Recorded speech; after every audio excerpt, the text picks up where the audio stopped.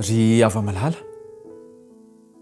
fifaliana ny miaraka amintsika ao anatin'izao fotoana fiarahana mifampahery izao mandritra ity herinandro ity.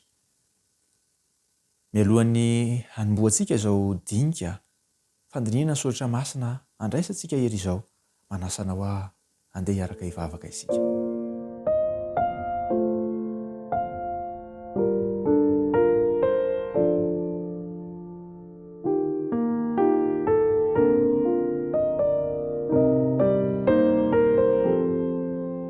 Ray masina indrindra izay ao an-danitra misaotra anao izahay fa manana fotoana sarobidy izay iarahana eto amin'ity fotoana ity. Andriamanitro manana teny ho atao aminay indray ianao amin'ity hariva ity. Miangavy ianao izay Jesosy malalo mitenena ary aoka andreny sofina rehetra, aoka halala ny fonay ary tario amin'ny sitraponao hatrany izahay. Meteza hamindra fo hamela heloka anay ka tsy hisy ny sakana amsaraka anay aminao. Amin'ny anaranao Jesosy Kristy no ivavahanay. Amen.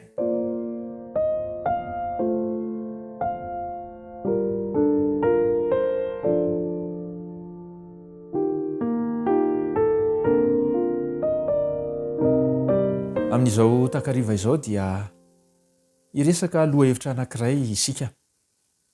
Andehantsika hiresaka ny amin'ny atao hoe vavaka. Lohahevitra atao efa mahazatra loatra izany. Iza ny tsy mivavaka?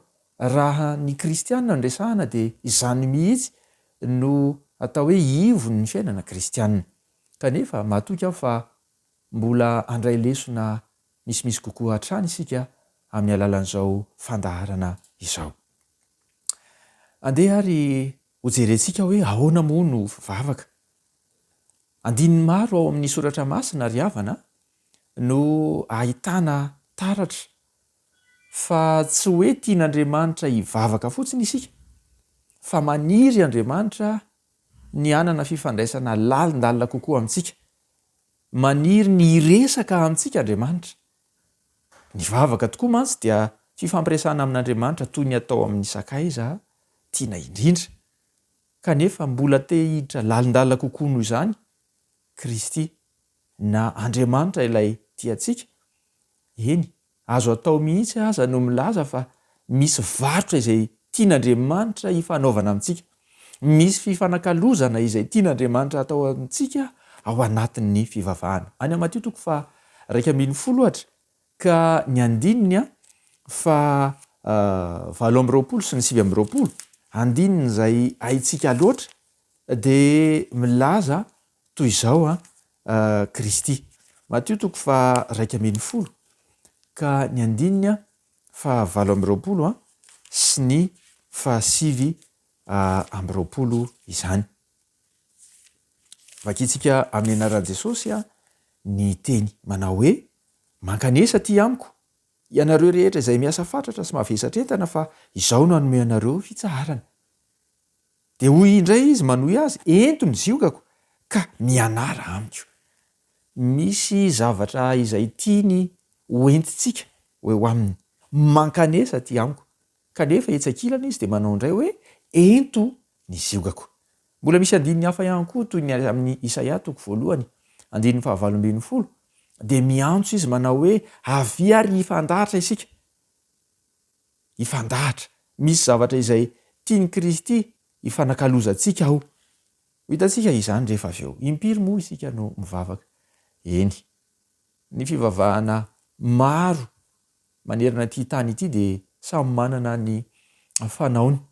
Misy mametraka isa mihitsy.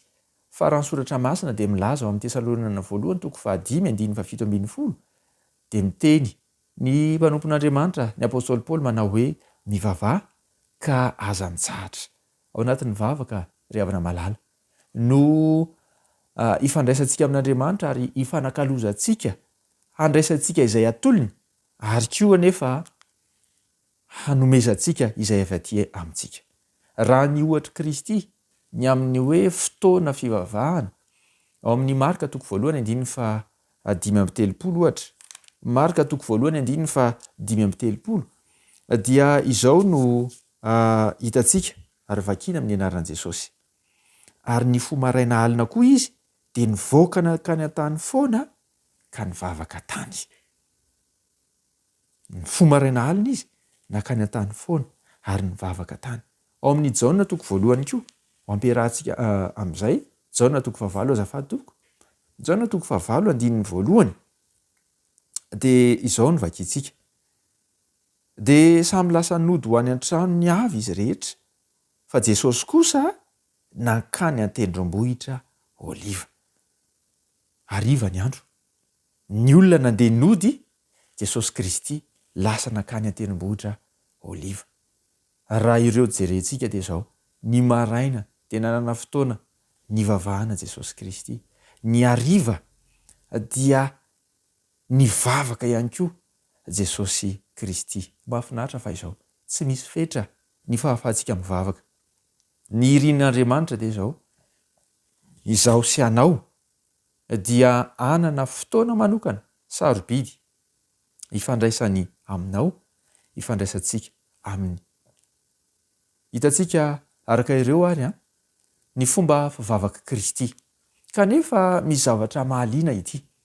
Rehefa nanontany an' Jesosy Kristy ny mpianany iray mandeha ary nangataka mba ho ampianarina mivavaka, dia izao no nambaran'i Kristy ao amin'ny Mateo toko fahaenina. Filazantsara Mateo toko fahaenina ka ny andininy fahaenina dia izao no nambaran'i Kristy. Vakiantsika amin'ny anaran'i Jesosy ny teny. Fa ianareo kosa raha mivavaka dia midira ao amin'ny efitranonao, ka rehefa voarindrinao ny varavaranao dia mivavaha amin'ny rainao izay ao amin'ny mangingina, ary ny rainao izay mahita ao amin'ny mangingina no hamaly anao. Na dia mankany an-tendrombohitra aza Kristy rehefa nivavaka maraina. Na nanana ny fotoany sy ny fomba manokana azy izy, dia izao tsy nanery ny mpianana izy. Tsy nitaky tamin'ny mpianana izy hoe ianareo dia tsy maintsy manao tahaka izay nataoko, tsy maintsy any an-tendrombohitra ianareo no mivavaka. Fa fomba tsotra izay azon'ny olona rehetra atao no natoriny.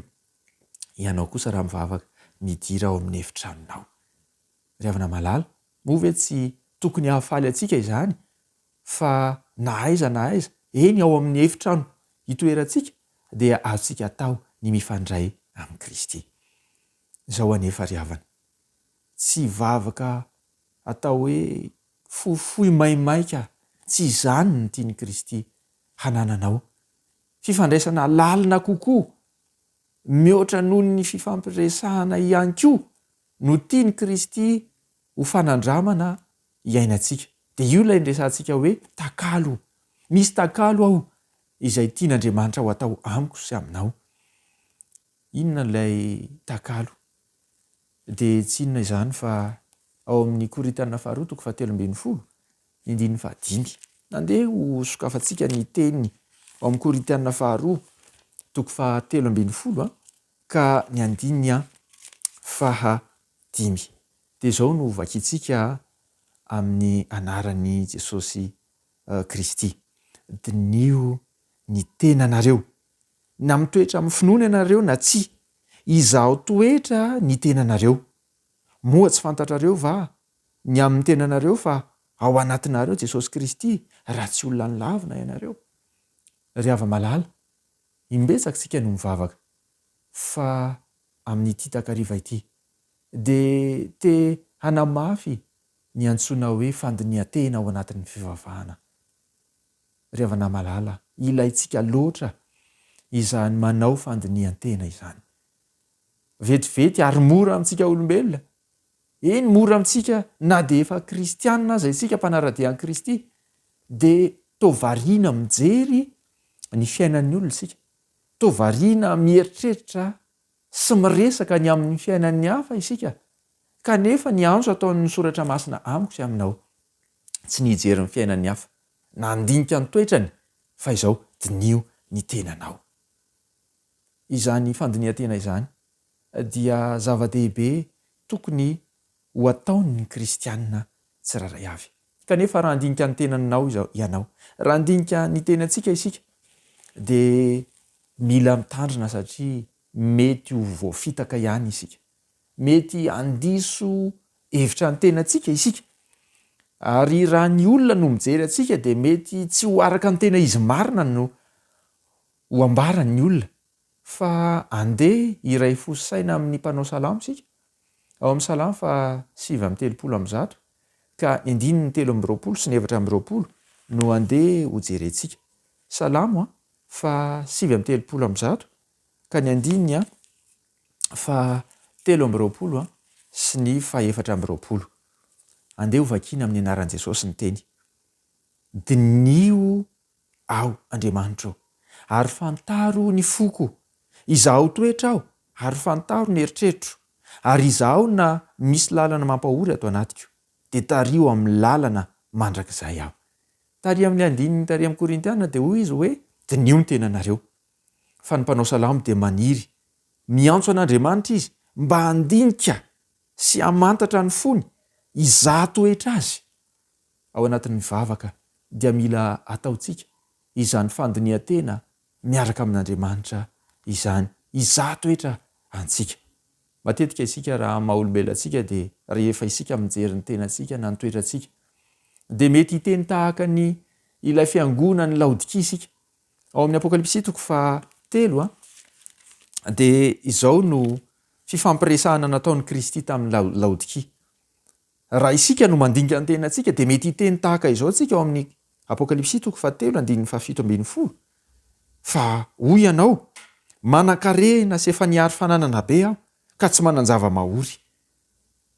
Fa manohy kosa Andriamanitra, manohy Kristy ilay nijery an'i Laodikia dia izao notoy amin'ny 7:10 sy ny 8:10 ihany, kanjo tsy fantatrao, fa ianao no ilay ory sy mahantra sy malahelo sy jamba ary mitanjaka.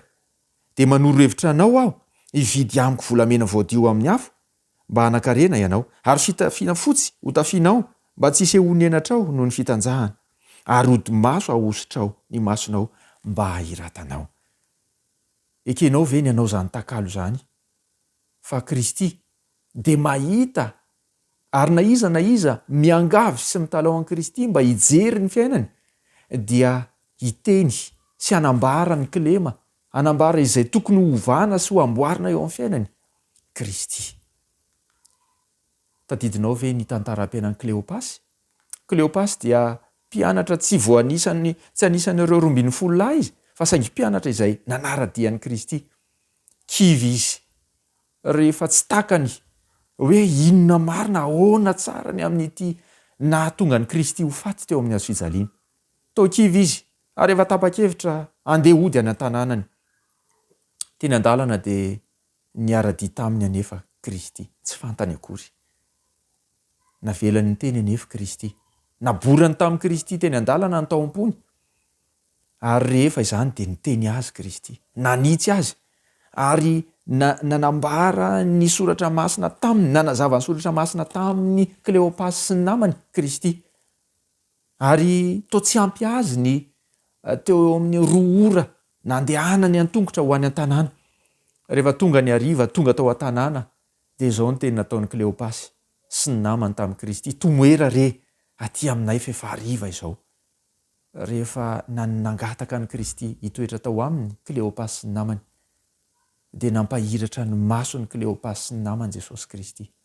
Zary nazava taminy nanomboka teo ny zava-misy marina, ry ava-malala izay miaino manaraka izao fandarana izao.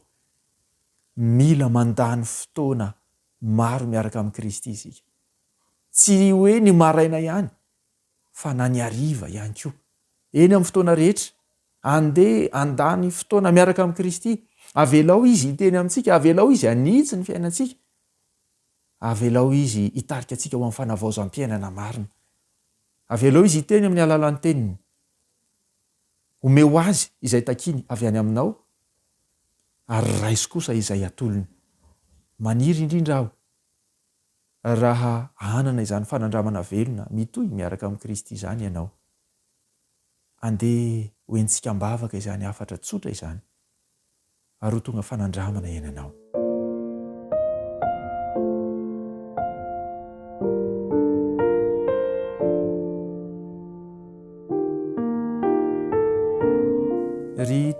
tsara indrindra izay nan-danitra misaotra anao izahay fa nomenao ity takariva ity ahafahanay ny aino sy nandinika ny teninao indray.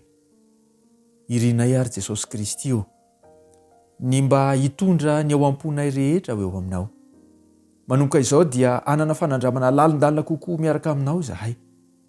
Andinika ny tenanay, hitondra ny avy aty amin'ny fiainanay eo aminao ary andray kosa izay rehetra atolotrao. Tompo maso no aza velanao anamartena izahay. Fa aoka ianao no hiteny ao amin'ny fosiny saina tsiraray avy. Ary aoka hoe keteny eo amin'ny fiainanay ianao Kristy. Ary irinay mba hovanao ny toe-ponay, ny fiainanay, ny toe-tsainay. Eny anana fanandramana velona sy lalina miaraka aminao izahay. Hotsaronay ny tantaram-piainan'i Kleopasy, hodinianay izany. Ary aoka ho fanandramana indray amin'izao vaninandro iainana izao izany. Taio ity mpiaino ity, izay manaraka izao, afatra izao, omba sy hita azy amin'ny fomba manokana ny ianao. Noho ny amin'ny anaranao Jesosy Kristy. Amen.